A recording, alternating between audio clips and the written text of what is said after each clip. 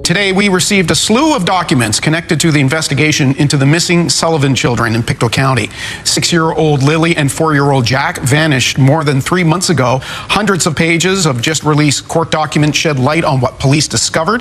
What happened to Lilly and Jack? That's the question that has haunted a community for months, that has driven volunteers into the woods at dawn and investigators into long nights of combing through cameras, messages, and footprints. Today we're going to take a careful, unflinching look at one of the newest and most puzzling pieces of this story, the discovery on the pipeline. 3 child-sized tracks, 1 barefoot, the others in boots, what they might mean, how they were found, and why investigators and the public are still split over what those prints actually tell us. I'll walk you through the timeline, the evidence, the theories, the procedural questions that have been raised, and the real limits of what the dogs and the forensics can and cannot reveal. I'll also be clear when something is an allegation, when it's court paperwork, when it's a family member's claim, and when it's police-confirmed fact. This case is raw. There are grieving relatives. There are unanswered questions. If you have information, please contact the RCMP. Now let's begin. On the morning of May 2nd, a 911 call was placed. The children, 6-year-old Lilly and 4-year-old Jack Sullivan, were reported missing from their rural home in Lansdowne Station, Pictou County, Nova Scotia. Over the next days, hundreds of volunteers, search and rescue teams, service dogs, drones and helicopters combed more than 8 square kilometers of dense woods. Families and neighbors plastered phone trees with pleas. Tips poured in and investigators reviewed thousands of video clips.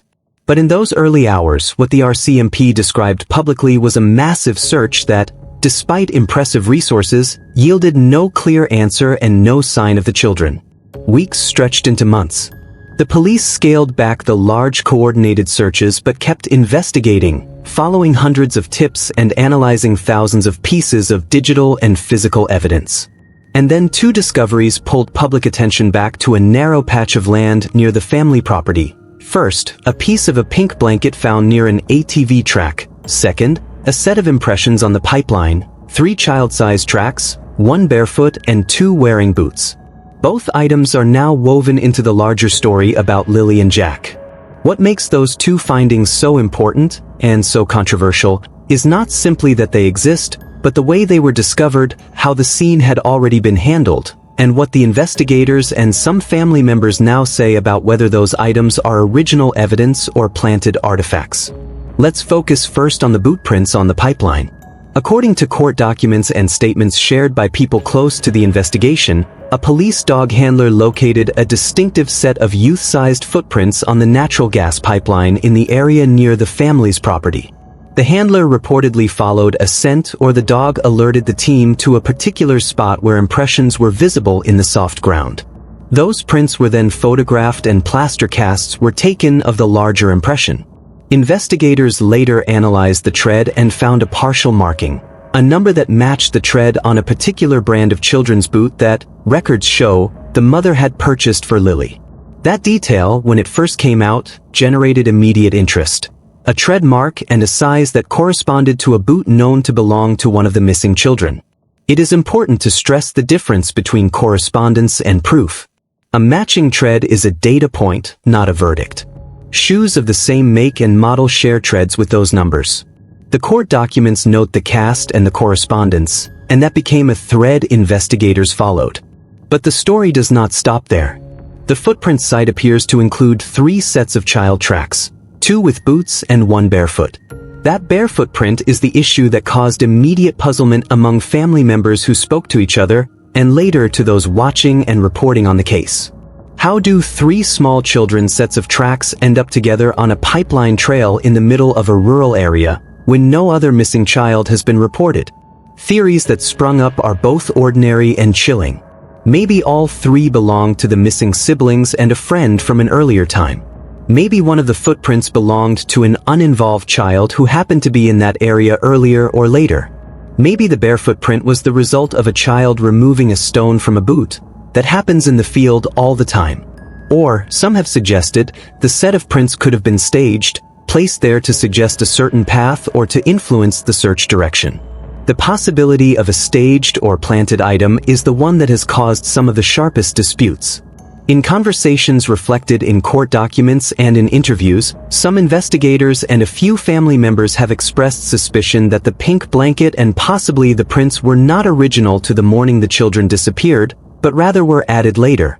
The blanket, a tangible, emotionally resonant item, is of particular interest. It was found folded at a spot that had been traversed earlier by official searches. Cameras that had passed the area earlier did not show a blanket in that position. This raised the question, if search cameras and searchers had already passed that location, why would the blanket appear later? The presence of the blanket, the boot tread correspondence, and the location of the prints together created a compelling narrative that steered search efforts toward the pipeline and surrounding tracks. This is where questions about which dogs were used become crucial. In the days following the disappearance, law enforcement deployed general police dogs. These dogs are invaluable. They have training for patrol, tracking, and air scent detection. But they are not always the same as scent-specific tracking dogs or human remains detection dogs.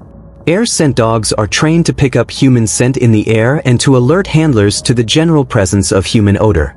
They are often used in large searches and can be excellent at signaling that someone has been in an area. Scent-specific or tracking dogs, by contrast, can follow a particular person's scent on the ground and track their path over a surface. Human remains detection or cadaver dogs are trained differently again.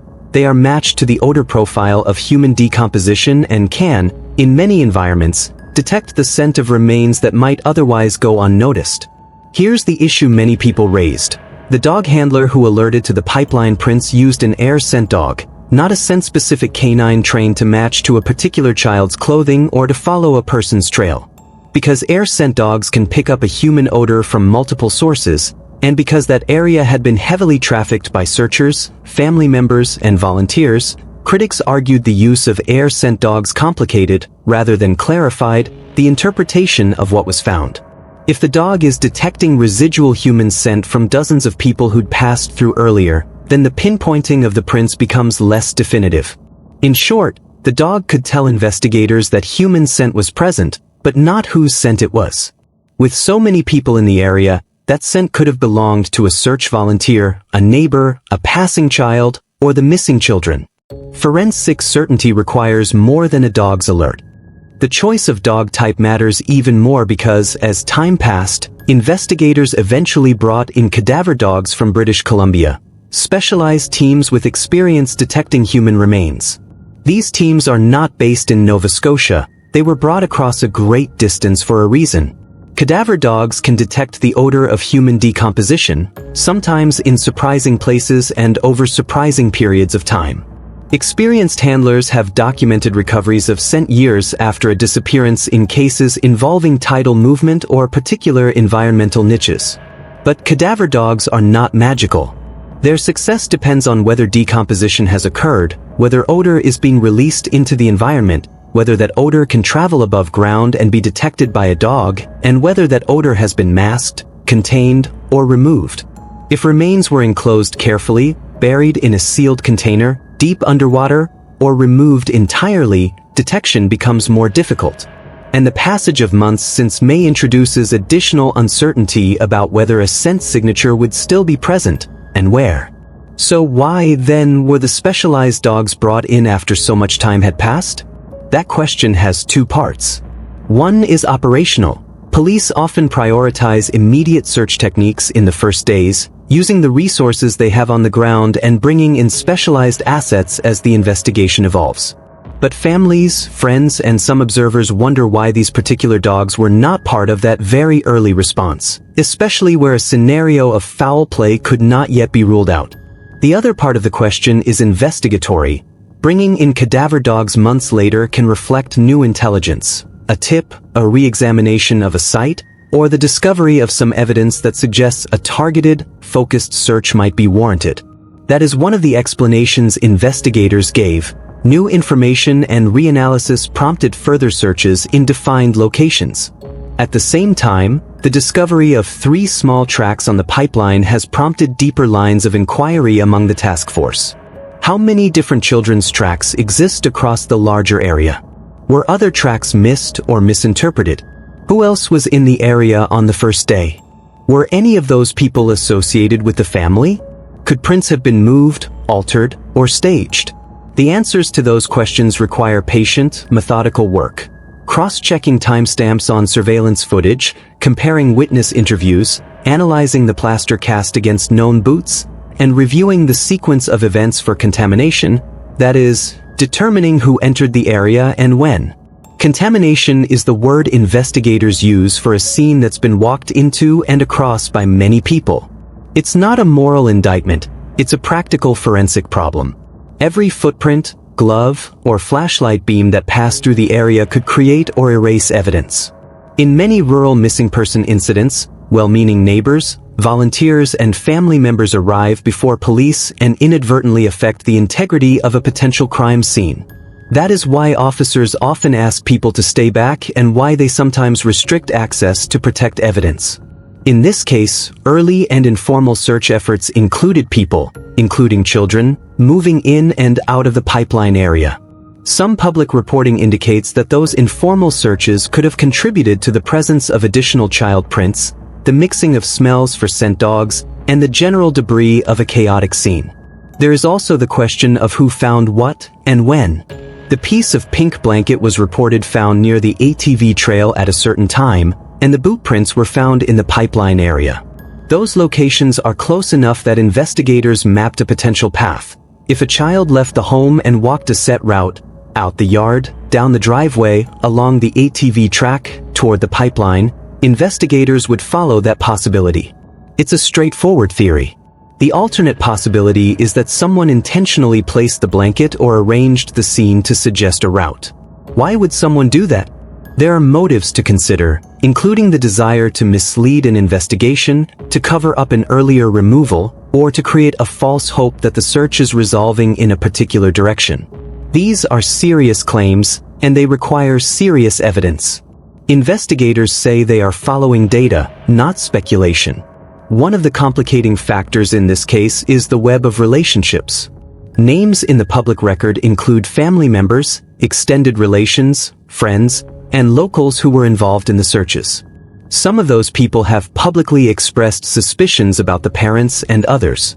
Family tensions and prior interactions with child protective agencies also appear in court documents. For example, it has been reported that Child Protective Services had previously investigated the home months before the disappearance. Public statements suggest that the school had raised concerns about the children's well-being prior to May.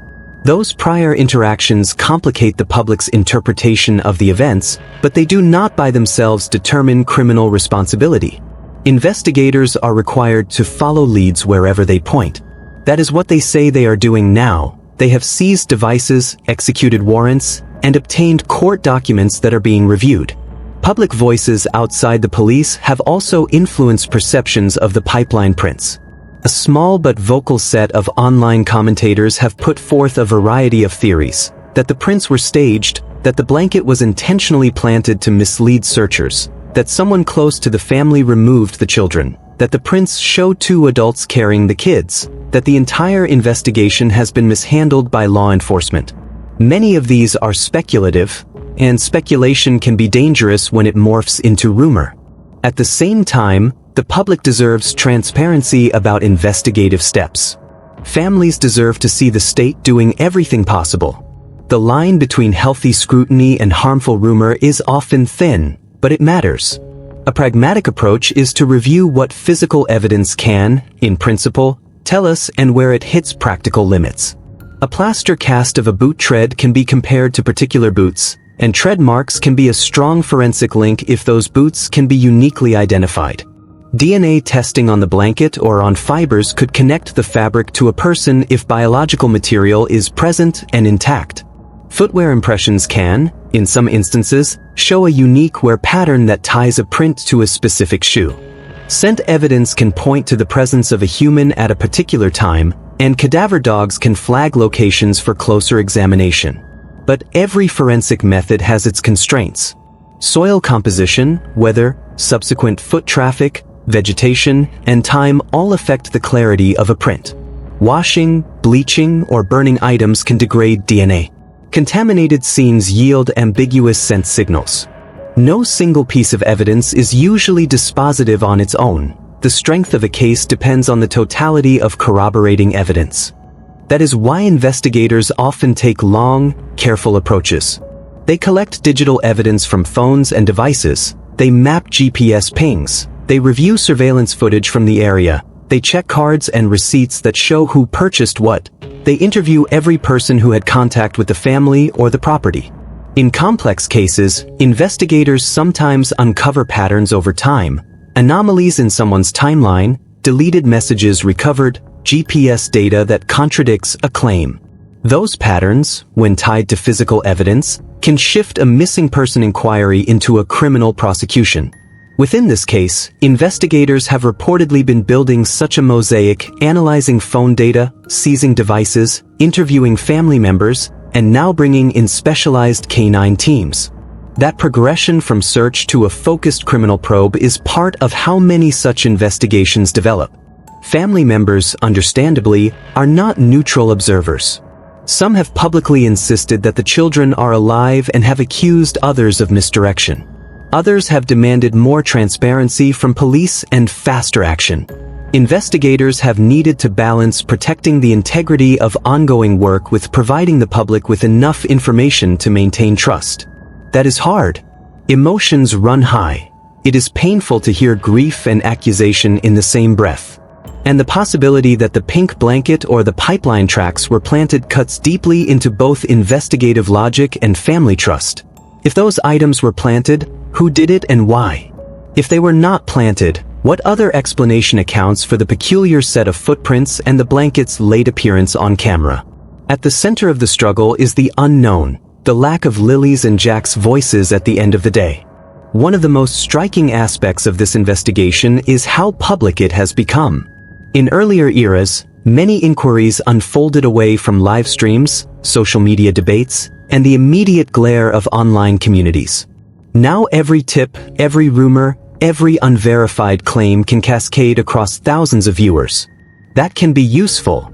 It mobilizes resources and awareness, but it can also lead to interference. People who should be witnesses are sometimes drawn into the drama. Curious bystanders trek through woods. Self-appointed sleuths publish theories that are then repeated as fact by viewers who do not check. So, how can the pipeline discovery and the blanket meaningfully help the case? There are three constructive ways these items move the investigation forward. First, they create specific locations and hypotheses for investigators to test. Was there movement along that pipeline? Did anyone approach the clearing at certain times? Does the tread pattern directly match a boot linked to a person of interest? These are testable questions.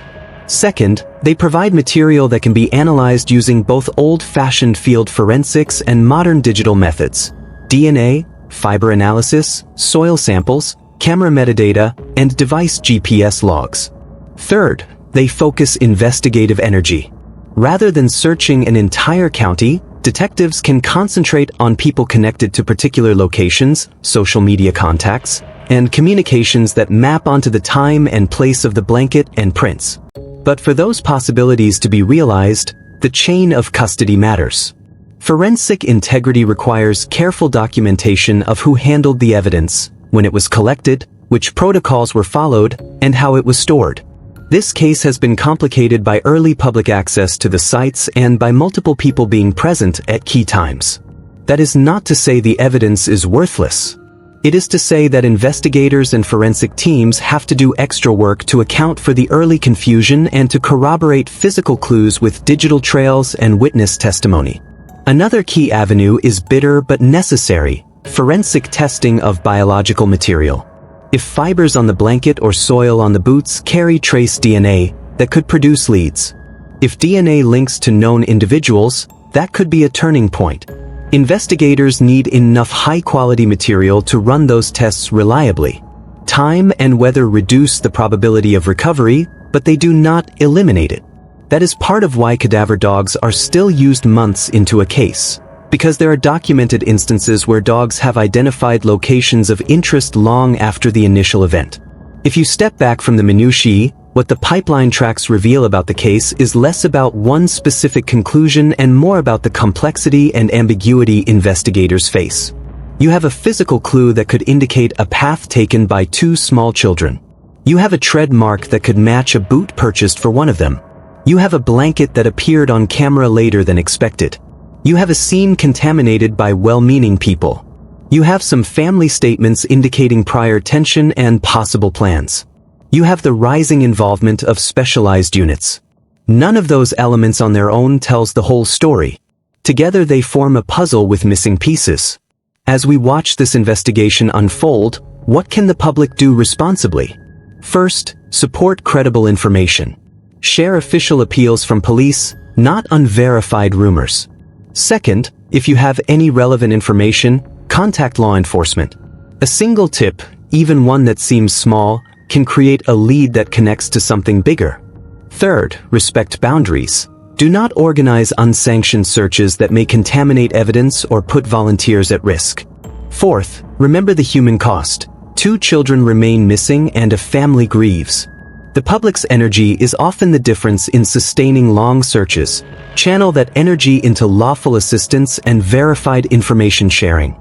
Let's end where we started, with the 3 tracks on the pipeline. They are an unsettling detail in a case full of unsettling details. They could mean the children walked a route and left tracks that were caught by a dog and preserved in a plaster cast. They could mean that different people were present in that location around the same time. They could mean someone attempted to guide the search.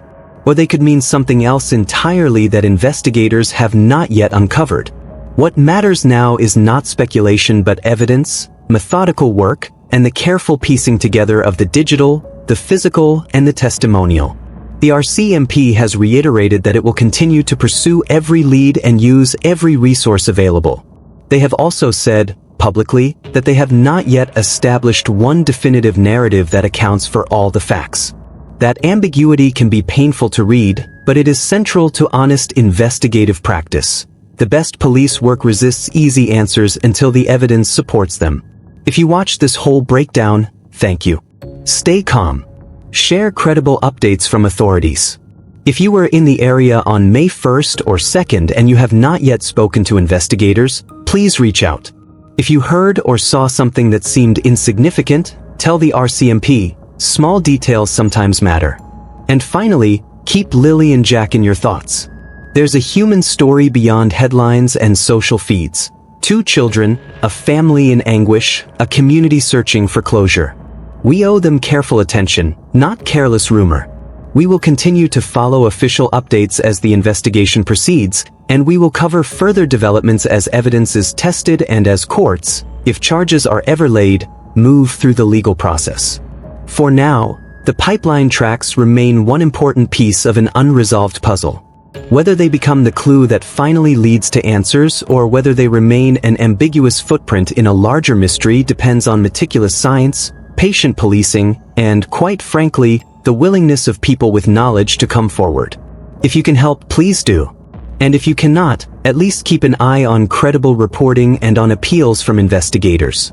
That way, when the next piece of the puzzle falls into place, we will all be ready to understand it.